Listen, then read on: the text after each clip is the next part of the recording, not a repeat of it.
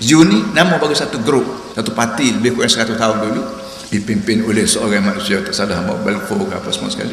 Dia ni kerja dia pakat usaha dia seluruh antarabangsa untuk nak ambil Palestin.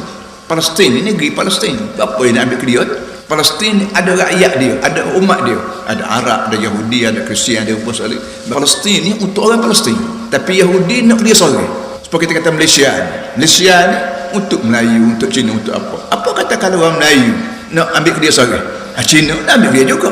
India nak ambil ke dia juga. Perjalanan ability kan. Pakhlala ni pun dunia tidak akan selamat kalau selagi kumpul Yahudi Zionis ada bersama. Jadi kita kira cara bonde kau diplomatik dengan Zionis dosa. Kan kumpulan Zionis ni kumpulan yang niat jahat untuk nak halau Arab daripada Palestin, ambil ke dia seorang. Apa nama negeri ni dia terbeza.